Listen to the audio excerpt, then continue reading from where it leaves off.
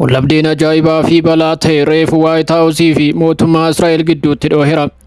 Pirezidaantiin Ameerikaa Doonaald Tiraamp waraanni akka xumurame labsuun dooniiwwan boba'aa addunyaa motora isaanii akka kaasan ajajaniiru. Muummichi ministeeraa Beniyaamin Netanyahuun gama isaan Tiraamp ija keessa ilaaluun lakki Israa'el gonkumaa walii galtee kana hin fudhattu jedheera. Inumayyuu waraanni Israa'el lafa Libaanos, Sooriyaa, Falasxiinii fi akkasumas iddoo biraatti qabatte keessa hin baatu jechuun ifatti dubbateera. Iraan gama isheen waraanni Israa'el aga kamisaatti daangaa Libaanos gadhiisee yoo ba'e malee waliigalteen mallattaa'u hin jiru jetteetti. Ogeeyyiin basaasaa Israa'el waliigalteen nagaa Ameerikaa fi Iraan gidduutti mallattaa'uuf jiru kun mootummaa Yihuudootaaf balaa guutuu seenaa keessatti mul'atee hin beekne akka ta'e ifatti labsaniiru. Akkasumas yeroo dippiloomaatonni Siwiizerlaanditti waraqaa mallatteessuuf qophaa'an kanatti meeshaa waraanaa fi rookeettiiwwan gurguddoon daangaa Libaanos ibsaa jiru. Waliigaltee kana hordofuun Teheraan ergaa qilleensaa kallattiin gara warra dhiyaatti ergiteetti. Ajajaan waraanaa Iraan injifannoo guutuu labsuun dirree waraana irratti kufaatii cimaan erga isaan mudatee booda humnoonni gurguddoon Ameerikaa fi michoonni isaanii dhumarratti jilbiifachuu fi saba Iraan kabajuuf akka dirqaman addunyaaf beeksiseera.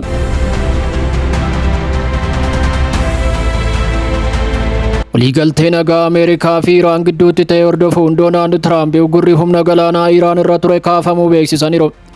Tiraamp dooniiwwan addunyaa motora keessanoo isaa Strait of Hormuz guutumatti banaadha jechuun labseera. Kana malees Iraan gonkumaa yoomiyyuu meeshaa niikuleeraa akka hin hidhanne ifatti waliigalte jechuun ibseera. Waayit Haawus fandiin Iraan deebisanii ijaaruu guddaan doolaara biliyoona 300 ta'u qophaa'aa jiraachuus beeksiseera. Doolaarri tokkoon raawwii isaanii waliin akka hidhamanis ifoomseera. Yeroo gabaan aksiyoona addunyaa ayyaana kabajaa jirutti Beniyaamin Netanyahuun waltajjii Jerusaalemitti argamu tokkotti tarkaanfateera. Waliigaltee Ameerikaa fi Iraan gidduu jirus guutumatti diigeera. Netanyahuun ibsaa abiddaa gaazexeessitootaaf kallattii Waashingitanii fi Teheraan irratti aggaammate rifaatuu guddaa keessa galuun kenneera. Waraqaan kamiyyuu mallattaa'us weerara waraanaa Israa'el akka hin dhaabbanne ifatti labseera. Waliigalteedhaan yookiin waliigaltee malee Israa'el Iraan meeshaa niikuleeraa akka hin arganne ittisuuf qabsaa'uu itti fuftis jechuun ibseera. Aga barbaachisaa ta'etti naannoo Libaanos keessa turra jechuun Israa'el lafa qabattee jirturraa duubatti hin deebitu jedheera. Kunis sarara diimaa Teel Aviv akka ta'e addunyaa guututti beekamuu qaba jechuun ibseera. Netanyahuun dubbii isaa sibiila ulfaataa ta'een deeggareera. Waraanni Israa'el Libaanos keessatti lafa iskeer kiiloomeetira 570 ol qabachuu himuun kunis galagalii tanii bira ga'utti akka ta'e mirkaneesseera. Waliigalteen nagaa Paakistaan giddu galeessa godhate kun hojiiwwan waraanaa gama hundaan hatattamaan akka dhaabbatu kan labsu yoo ta'u, jeettiiwwanii fi taankiiwwan Israa'el garuu motora isaanii dhaamsuu didaniiru. Halkan kana boordiin cheezii ji'oopolootikaa guutumatti adda baheera. Tiraamp qabxiilee marii Iraaniif harka kennachuun injifannoo dippiloomaasii fakkeessaa ta'e yeroo kabaju. Netanyahuun ammoo boollaa awwaalchaa gadi fageenya qabu biyyee Libaanos keessatti qotachaa jira. Waliigaltee nagaa kana hordofuun Teheraan ergaa qilleensaa kallattiin gara warra dhiyaatti ergiteetti. Ajajaan waraanaa Iraan injifannoo guutuu labsuun dirree waraana irratti kufaatii cimaan erga isaan mudatee booda humni guddaan Ameerikaa fi michoonni isaanii guutumatti jilbiifachuu fi saba Iraan kabajuuf akka dirqaman addunyaaf beeksiseera. Kirkirri siyaasaa ba'aa giddu galeessaa raasaa ture sadarkaa dhumaarra gaheera. Waraana balaa guddaa geessisu xumuruuf waliigalteen bu'uuraa erga labsamee booda ajajaan waraanaa Iraan Meejar Jeneraal Amiir Hatami loltoota waraanaa fi lammiilee guutuu biyyattiif haasaa injifannoo cimaa kan hin jijjiiramne kennaniiru. Jeneraal Hatamiin jechoota mormii fi gootummaa qaban fayyadamuun akkas jedhaniiru.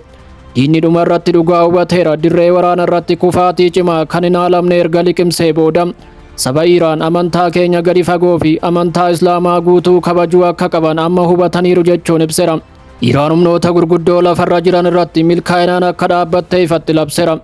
Waraanni kallattiin Ameerikaa fi Israa'el waliin uumame olaantummaa warra dhiyaa fakkeessaa ture dhaabbataadhaan akka caccabsees cimsee dubbateera.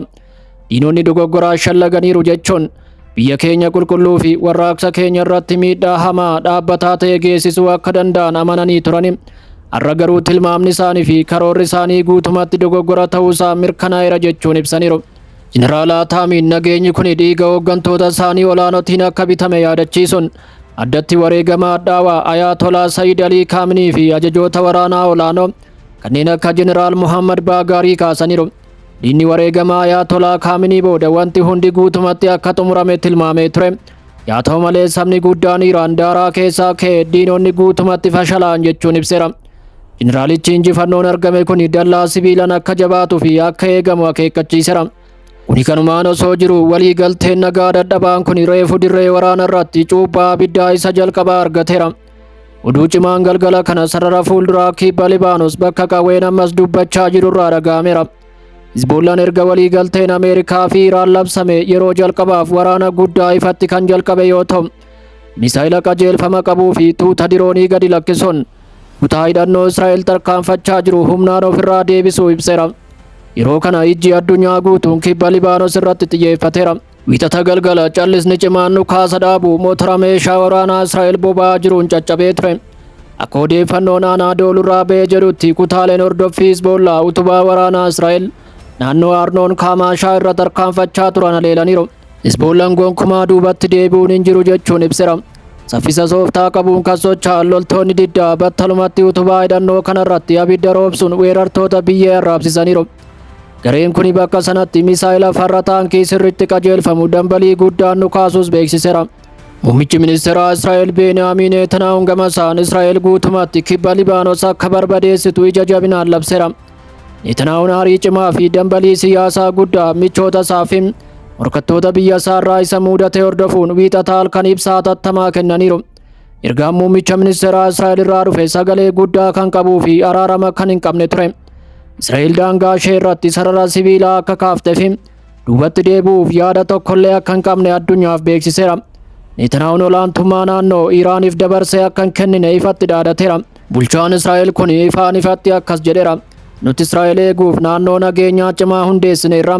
Kana duraanuu Gaazaa keessatti hojjenneerra, Sooriyaattis hojjenneerra, Libaanos keessatti immoo amma hojjechaa jirra jechuun ibseera.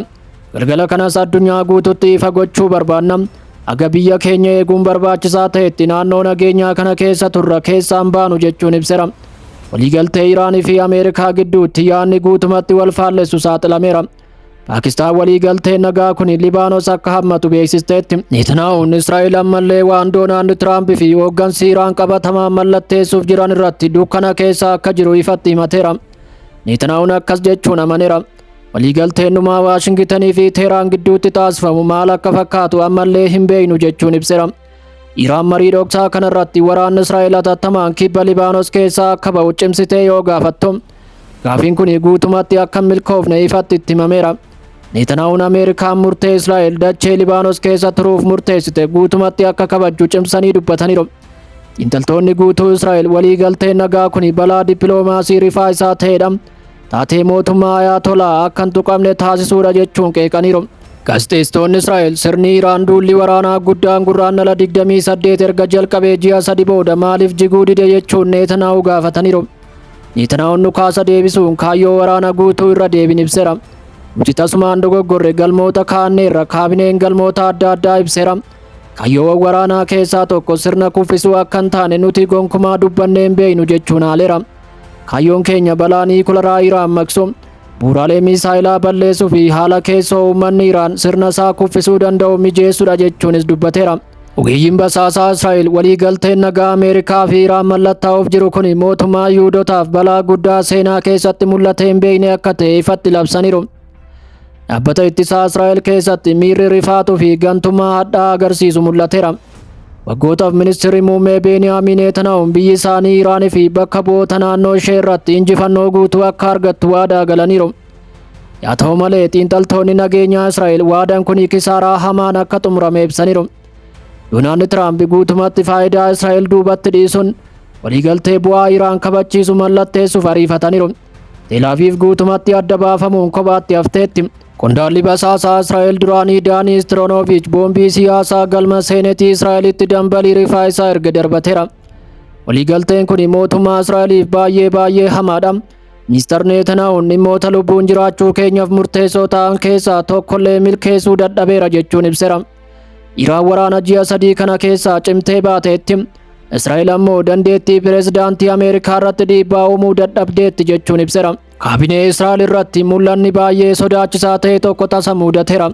Haala ajaa'ibsiisaa ta'een Israa'el dhiibbaa Waashingitan irratti qabaachaa turte akka tasaa dhabdeetti. Ogeeyyiin nageenyaa Israa'el akka jedhanitti pireezidaantiin Ameerikaa Teheraan waliigaltee taasifame ibsuun dura Netanyahu akeekkachiisuuf yookiin mariisisuuf illee akka hin dhiphanne himaniiru. xiinxalaa beekamaan dhaabbata qorannoo nageenyaa Israa'el qabiyyee waliigaltee kana saaxileera.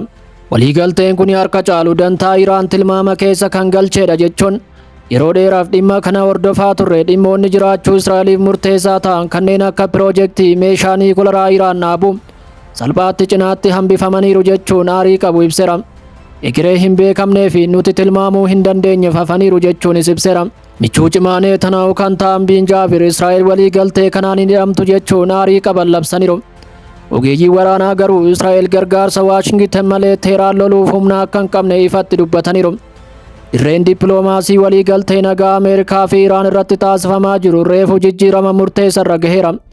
Waashingtanii fi Teheraan waliigaltee seena qabeessa isaanii cufuuf yeroo yaalanitti gamtaan Awurooppaa garuu Libaanos abidda keessa osoo jirtu nageenyi dhugaa jiraachuu hin danda'u jechuun labseera. Israa'el waltajjii addunyaa hundarratti kufaatiin muudateera. Ministeeronni Awurooppaa reefu walgahii hatattamaa gaggeessaniiru. Hoogganaan imaammata alaa gamtaa Awurooppaa Kaajaa Kaalaas gaazexeessitoota idil addunyaa dura dhaabbachuun Ameerikaa fi Israa'eliif ergaa sochoone dabarsaniiru. Kaajaa Kaalaas jechoota ariifachiisa fi akeekkachiisa qabu fayyadamuun ergaa dabarsaniiru. Gamtaan Awurooppaa waliigaltee wal hubannoo Ameerikaa fi Iraan kana ni simata jechuun garuu guutumatti ifa ta'uu qabna marsaan marii cimaan ammallee fuuldura keenya jira jechuun Libaanos qophii dhukaasa dhaabuu kana jalatti hammatamuu akka qabdu ifatti gaafataniiru. Kunis baay'ee barbaachisaa ta'uu ibsaniiru. Egaa kabajamtoota hordoftoota miidiyaa JSS Afaan Oromoo odeeffannoo waqtaa'oo sa'aatii kanaaf qabanne kanuma. Odeeffannoo biroo waqtaa'oo ta'an qabannee aga walitti deebinutti bakka jirtan hundatti hamtuun isin hin argin jennee asumaan nagaadhaan.